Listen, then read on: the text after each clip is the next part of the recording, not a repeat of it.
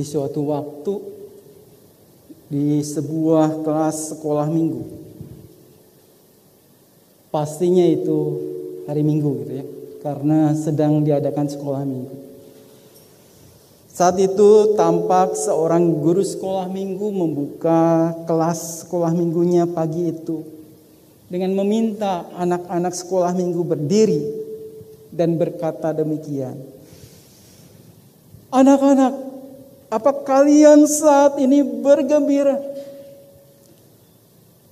Ayo, sebagai anak-anak Tuhan, ayo kita bangkit berdiri, kita memuji Tuhan. Ayo, mana senyummu? Bla bla bla bla bla bla gitu ya, dan seterusnya. Mungkin teman-teman yang sekolah minggu sering melakukan itu ketika membuka kelas sekolah minggu. Biasanya begitu ya. Nah, saya perhatikan biasanya guru sekolah minggu ya memang menyapa anak-anaknya dengan begitu antusias. Ayo anak-anak, kita bangkit berdiri, kita memuji Tuhan, kita gembira. Tunjukkan kegembiraanmu, mana senyummu gitu ya. Nah, saudara-saudara yang terkasih di dalam Tuhan Yesus Kristus, jika saat ini saya tanya juga bagi saudara-saudara yang hadir saat ini, apakah saudara-saudara saat ini gembira? Nggak ada suaranya. Apakah saat ini saudara juga bergembira? Ya, kurang, hanya mungkin 20 orang ya. Sekali lagi, apakah saat ini saudara juga bergembira? Lumayan lah, nggak apa-apa. Bapak Ibu dan saudara-saudara yang ada di Zoom juga sama. Saat ini Bapak Ibu dan saudara bergembira. Amin. Ya, semua tentunya kita bisa merasakan kegembiraan itu. Ada banyak hal tentunya yang membuat kita bisa berkata, aku gembira hari ini. Baiklah, di dalam kegembiraan kita saat ini saya mengajak saudara-saudara, baik saudara yang hadir di tempat ini maupun saudara-saudara yang ada di Zoom, saya akan mengajak saudara-saudara pergi ke sebuah tempat, pergi ke sebuah kota. Bayangkan saja, bayangkan saudara saat ini saya ajak pergi ke sebuah kota dan kota itu namanya Yerusalem. Bayangkan ya, bayangkan saja. Saat ini kita akan menuju ke Yerusalem. Munculkan gambarnya dengan jelas, saudara. Dengarkan segala hal yang ada di sekitar itu. Bagi saudara-saudara yang udah pernah ke Yerusalem mungkin tidak sulit membayangkan itu ya. Tapi nggak apa-apa, bagi saudara-saudara yang belum pernah ke Yerusalem pun cukup membayangkan saja. Meskipun tidak tahu kota Yerusalem itu seperti apa. Sama, saya juga belum pernah. Jadi sama-sama kita bayangkan gitu ya. Bayangkan kota Yerusalem itu yang akan kita masuki. Oke, saya hitung 1 sampai 3. Kita masuk 1, 2, 3. Kita masuk ke Yerusalem. Bayangkan. Perjelas gambar yang ada di bayangan saudara-saudara. Perjelas suara-suara yang ada di sekitar saudara ketika saudara masuk ke Yerusalem.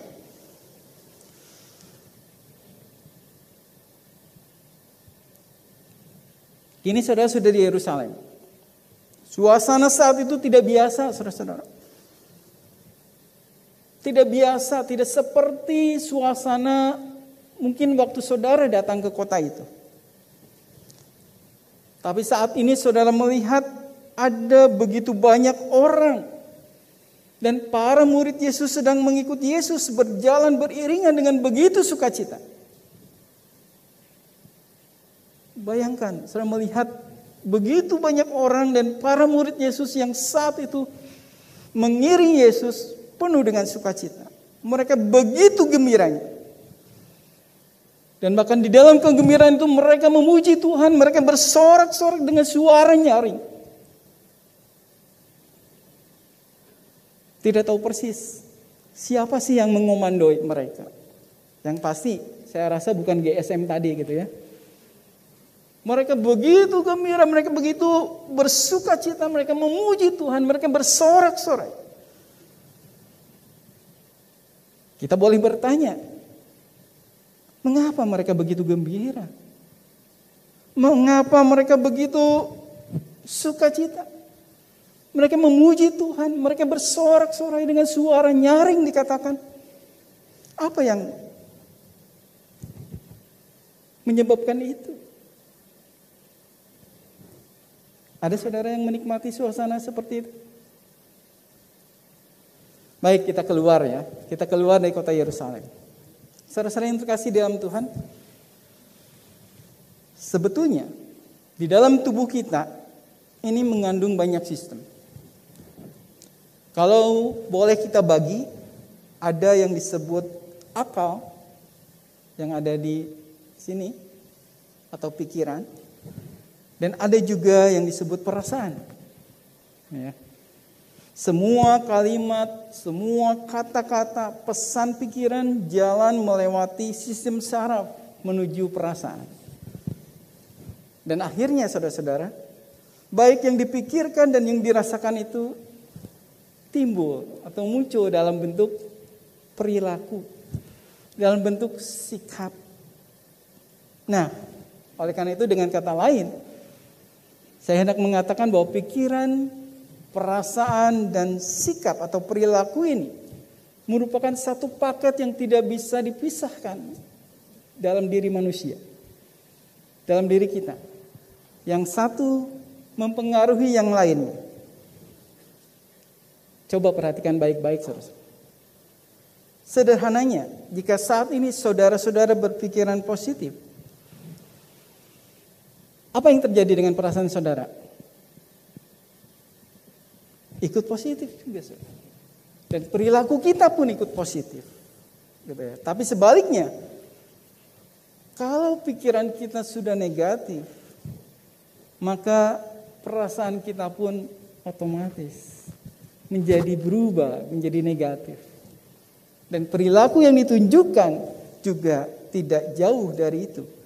Pastinya juga negatif.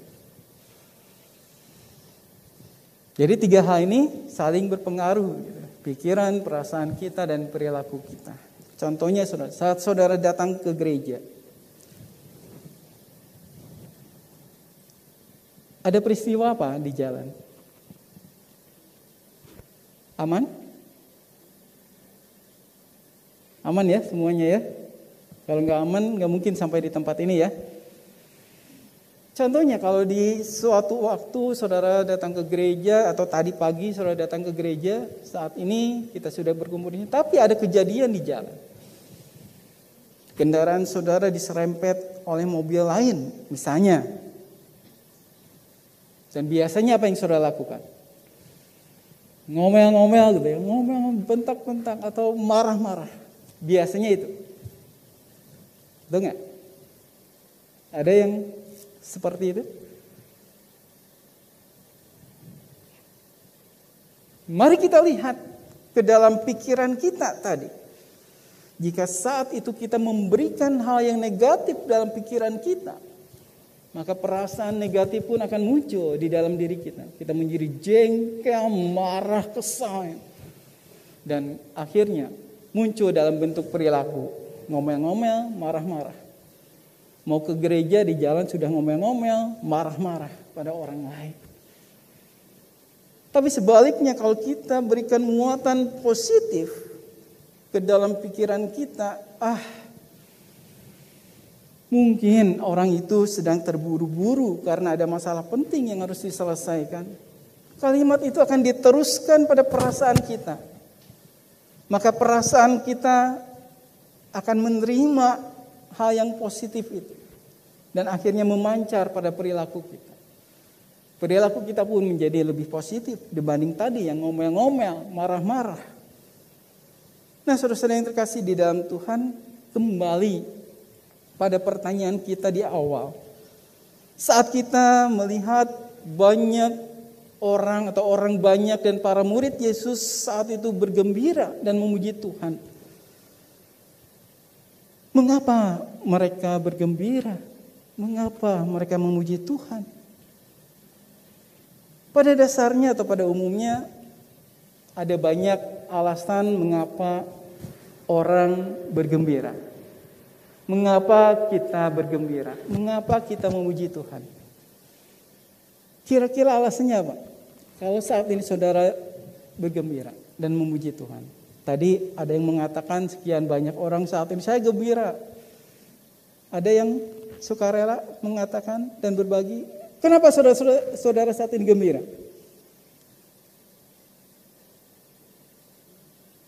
Ada? Atau harus ditunjuk? Ayo dengan sukacita, dengan sukarela, boleh. Mengapa saudara gembira? Karena mau ke gereja. Karena bisa ke gereja. Iya, siapa tadi? Batasia ya? Hebat ya, saya tahu namanya ya. Padahal tadi di belakang sudah. Karena kita bisa ke gereja. Apalagi, kenapa kita biasanya bergembira? Kenapa kita memuji Tuhan? Biasanya dan tidak lain, saudara-saudara, ketika kita ditanya kenapa kamu gembira? Karena saya mendapat sesuatu. Gitu ya. Saya mendapatkan sesuatu apa yang saya inginkan. Apa yang saya harapkan. Gitu ya? Gitu ya? Coba, saudara kalau mendapat sesuatu, apapun itu, pasti gembira. Pasti senang. Dan pasti mulut kita melontarkan pujian pada Tuhan. Haleluya, puji Tuhan, saya mendapatkan rumah. Ya, haleluya, aku senang saat ini. Aku mendapatkan mobil. Haleluya, puji Tuhan, aku lulus studi. Aku mendapatkan pekerjaan yang wow. Aku punya jabatan yang tinggi. Dan aku punya banyak hal yang aku dapatkan. Haleluya, puji Tuhan. Betul begitu? Biasanya begitu. Yang kedua apa lagi? Biasanya kita bisa bergembira, kita memuji Tuhan, terlontar ucapan-ucapan atau pujian pada Tuhan ketika kita terlepas dari masalah atau persoalan. Ketika kita selamat dari sebuah kecelakaan. Ketika kita terhindar dari bencana tertentu. Bisa saja kita mengatakan, puji Tuhan, aku selamat. Puji Tuhan, aku diberikan keselamatan. Tuhan, terima kasih. Begitu bukan? Ya, sepertinya emang begitu gitu. Secara umum, kita melihat alasan-alasan itu di balik kegembiraan kita dan pujian kita kepada Tuhan. Tapi seandainya kalau itu terjadi kebalikannya, apakah kita masih bisa berseru puji Tuhan? Apakah kita masih bisa bergembira kalau kita mendapatkan musibah?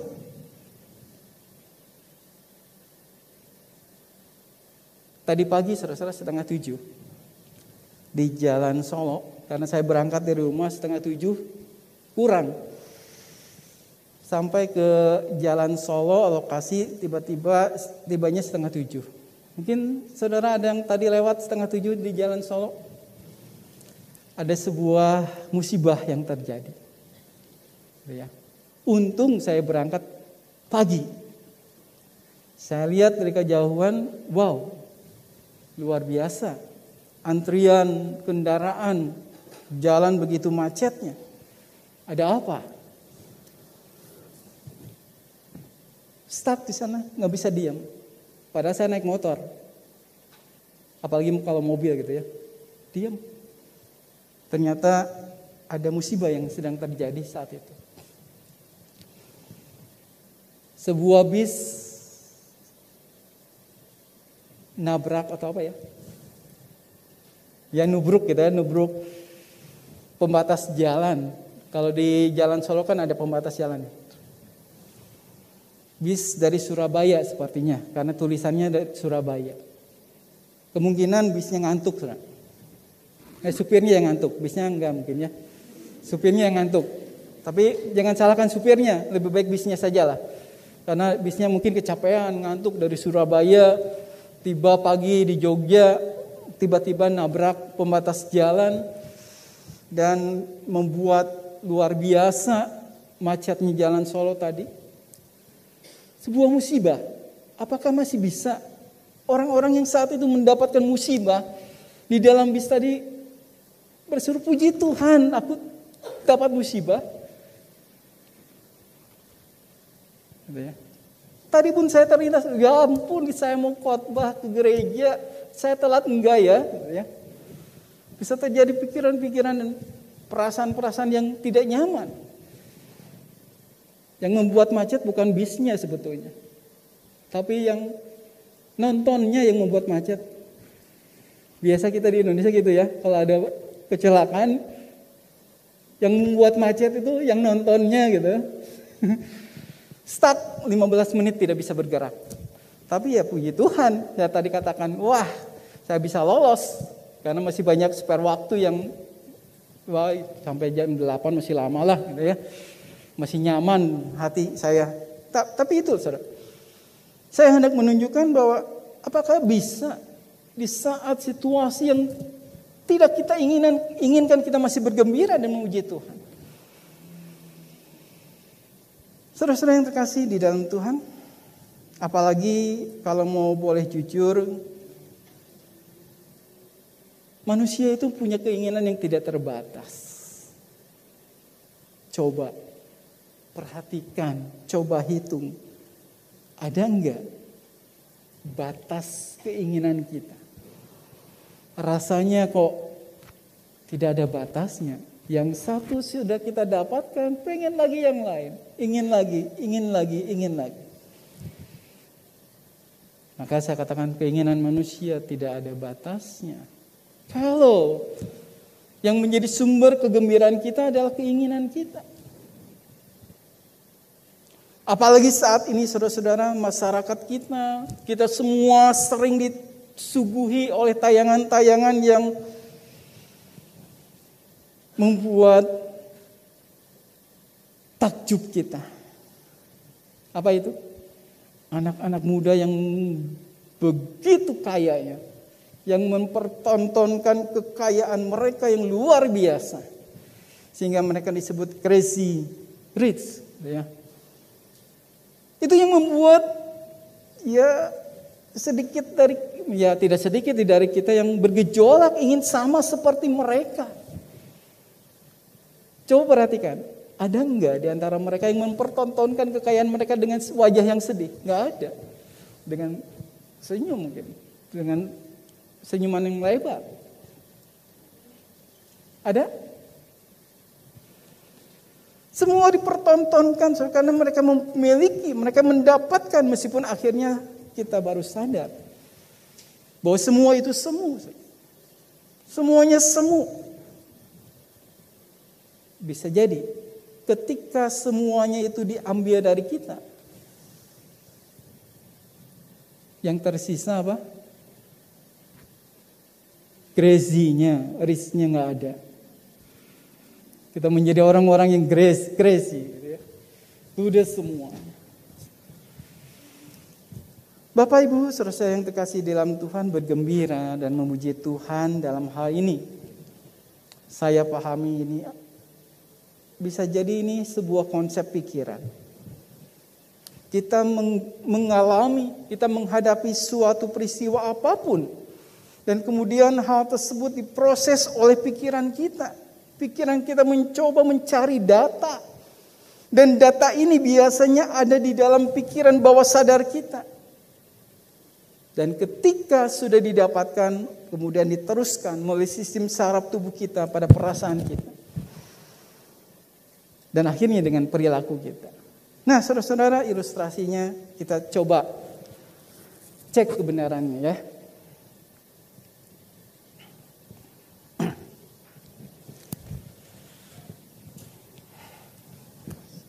Saya bukan mau sulap sih. Agak berbeda dengan sebelumnya. Saya minta tolong Bu Ella.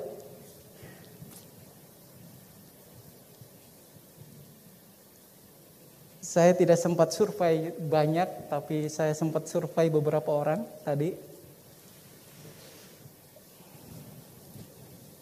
Gak apa-apa kita deket gini ya Bu, karena kita sudah terbiasa dekat di konsistori gitu ya. Saya agak ragu kalau memanggil saudara, apakah saudara takut deketan dengan saya atau tidak? Karena yang berani dekat dengan saya Bu Elok. Saya punya sesuatu Bu.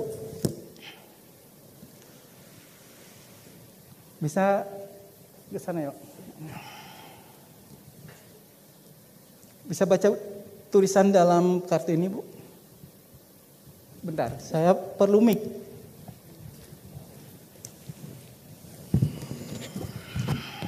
Bisa dipakai mic ini? Bisa ya? Oke Bu, maaf. Bisa minta tolong bacakan tulisan yang ada di kartu ini. Yang keras ya Bu? Bluk. Bisa ditampilkan video tayangannya. Ibu jangan lihat.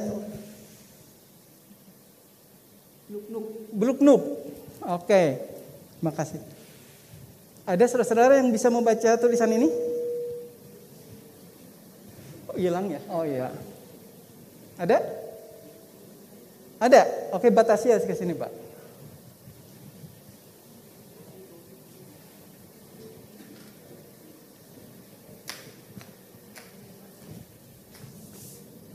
Bisa baca tulisannya apa? Nuk. Oke. Saya minta bentar satu lagi. Maaf, saya tidak bawa kacamata. Jadi saya harus agak dekat.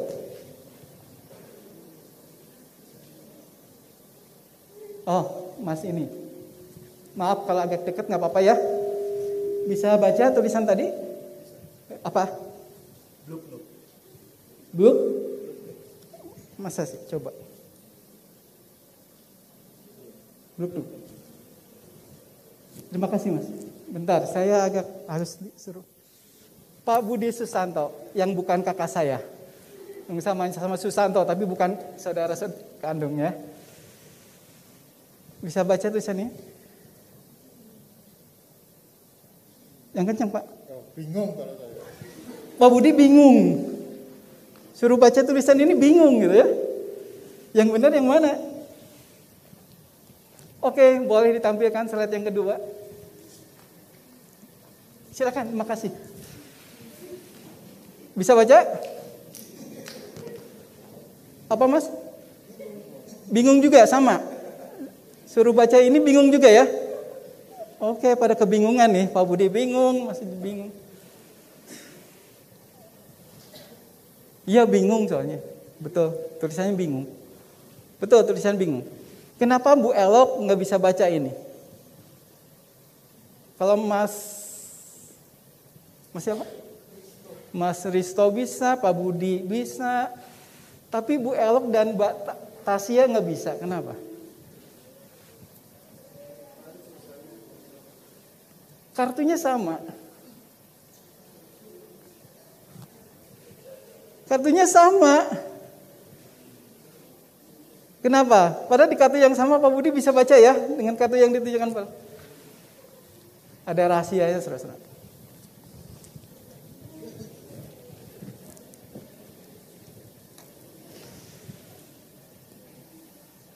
Tadi saya sempat tanya ke Bu Elok matanya minus berapa? Minus sekian. Batasnya minus berapa matanya? Oh saya enggak kok, enggak minus. Tapi ada minusnya juga sih. Baik. Sudah ngerti maksudnya? Enggak ngerti. Yang hanya bisa baca tulisan ini betul-betul bingung hanyalah yang matanya sebetulnya normal.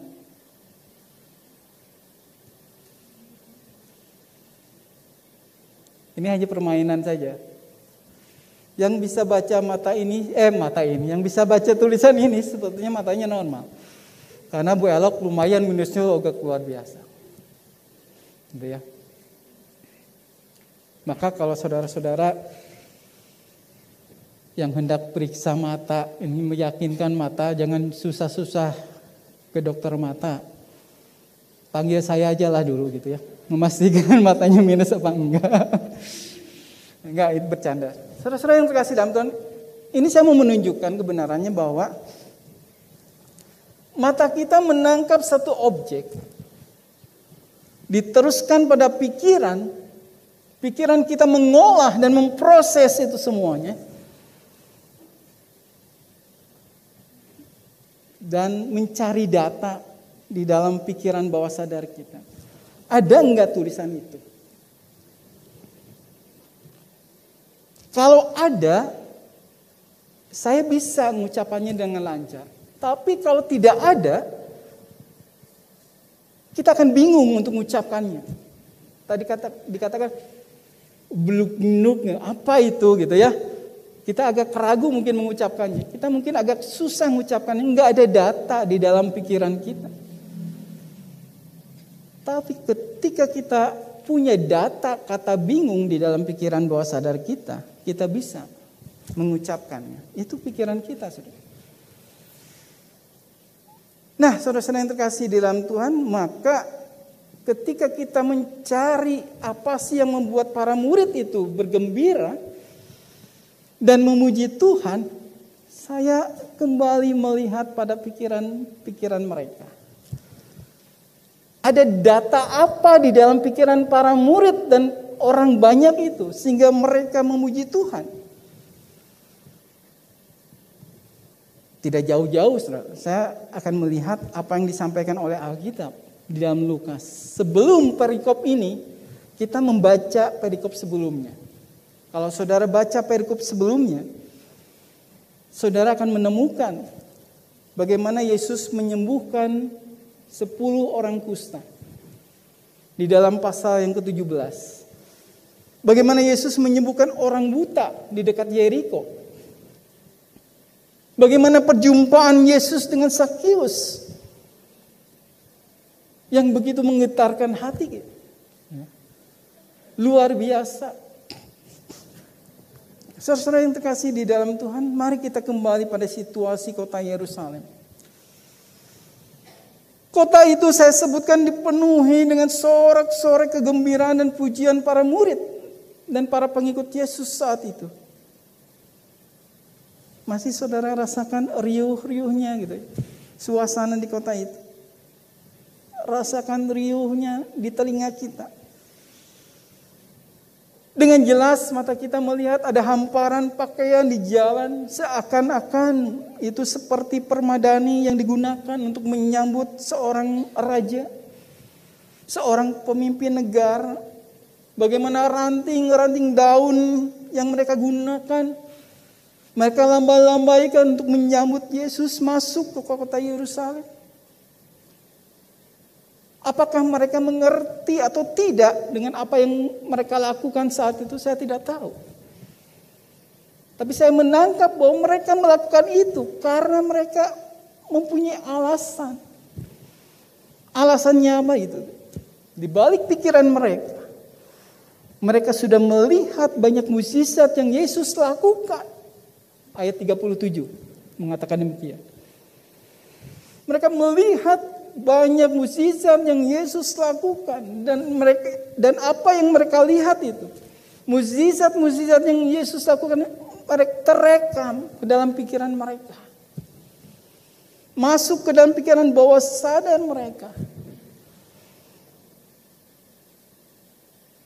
sehingga tidak ada kesulitan bagi mereka untuk menyambut Yesus dengan gembira. Mereka memuji Tuhan karena mereka punya data itu di dalam pikiran mereka. Meskipun memang di sisi yang lain, suasana itu ternyata mengundang kegelisahan bagi beberapa orang Farisi yang saat itu ada dan menyaksikan peristiwa itu. Mereka gusar, saking gusarnya dan tidak tahannya.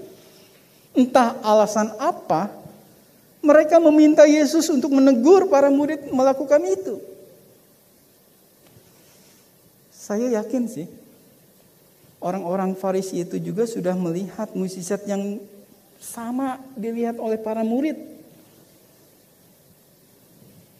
Namun sepertinya mereka tergolong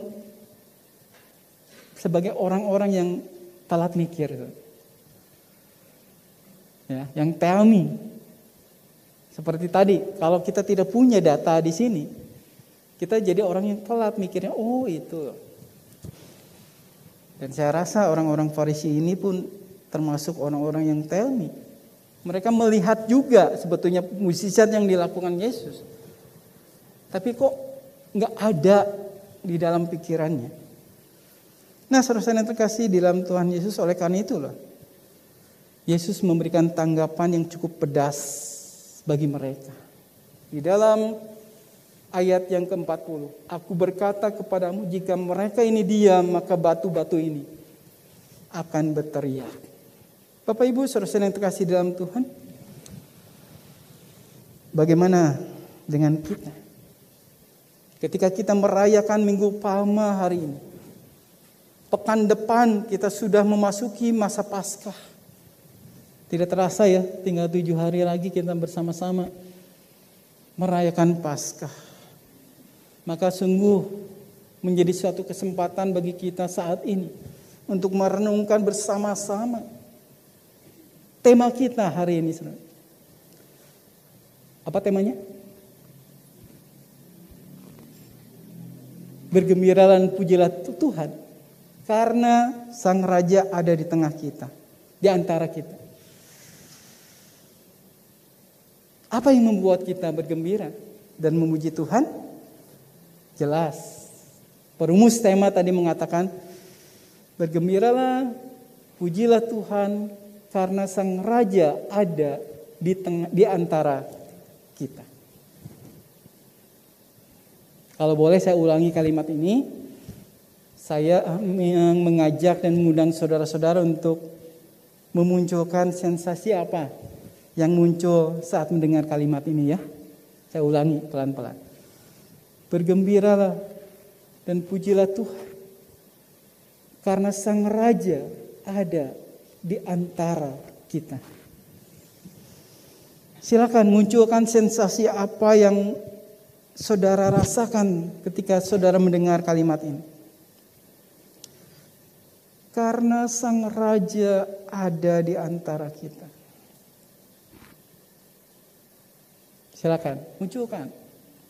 Sensasi apa yang saudara rasakan? Baik pikiran, perasaan saudara.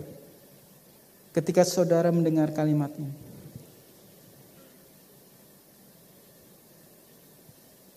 Bisa?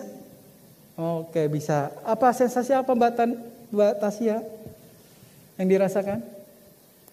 Senang dan tidak kesepian. Senang dan tidak kesepian gitu ya. Oh, aku senang, aku tidak kesepian. Karena apa? Karena Sang Raja ada di antara kita. Mungkin saudara-saudara yang lain punya sensasi yang lain ketika mendengar kalimat itu. Makasih Batasya. Ini semoga juga mewakili saudara-saudara yang hadir saat ini di tempat ini ataupun di Zoom. Ada yang merasa senang, ada yang merasa bahagia, ada yang merasa damai, dan berbagai perasaan yang berbeda-beda. Karena setiap orang, setiap kita punya pengalaman yang berbeda-beda dengan Tuhan. Namun pada dasarnya kita sama-sama memiliki data tentang karya Tuhan dan perbuatan Tuhan yang sangat luar biasa di dalam kehidupan kita. Sehingga ketika kita diajak untuk bergembira dan memuji Tuhan, rasanya tidak sulit untuk melakukannya. Betul? Iya, karena kita sudah punya data itu. Data tentang kebaikan Tuhan, data tentang karya Tuhan di dalam hidupku. Maka tidak ada hal yang merintangiku untuk bergembira dan memuji Tuhan saat ini. Raja itu sudah ada di dalam diriku. Namun bisa saja kita berkata, bagaimana dengan situasi saat ini yang serba sulit? Masih bisakah kita bergembira dan memuji Tuhan? Barang-barang naik, minyak goreng langka. Apalagi yang naik? Pertamax ya betul. Pertamax naik. Semua naik gitu ya. Pandemi COVID belum selesai, diperburuk dengan peperangan. Rusia, Ukraina. Belum perang-perang yang lain yang memakan banyak korban. Sakit yang tidak kunjung sembuh. Pada saya sudah berdoa berkali-kali kok rasanya tidak ada jawaban. Tuhan,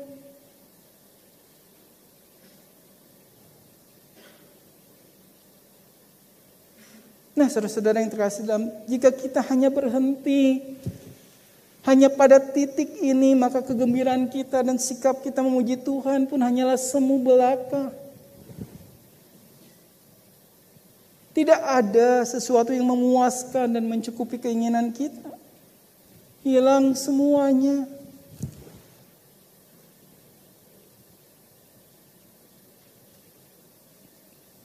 Begitu bukan? Baiklah, sekali lagi saya katakan. Bergembiralah. Pujilah Tuhan. Karena Sang Raja ada di antara kita. Kegembiraan kita yang sejati sudah ada di dalam diri kita.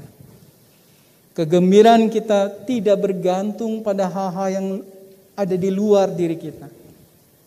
Kegembiraan itu sudah diberikan oleh Sang Raja kepada kita di dalam diri kita.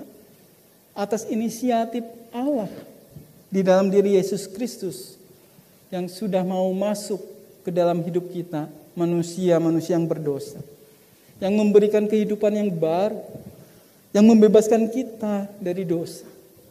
Maka sekali lagi saya menantang kita bersama. Sebuah tantangan bagi saya dan juga tentunya bagi saudara-saudara. Masih bisakah kita bergembira dan memuji Tuhan? Itu keputusan kita. Apakah kita hendak seperti para murid Yesus? Ataukah seperti orang-orang Farisi yang tell me? Tuhan memberkati. Mari kita bersatu.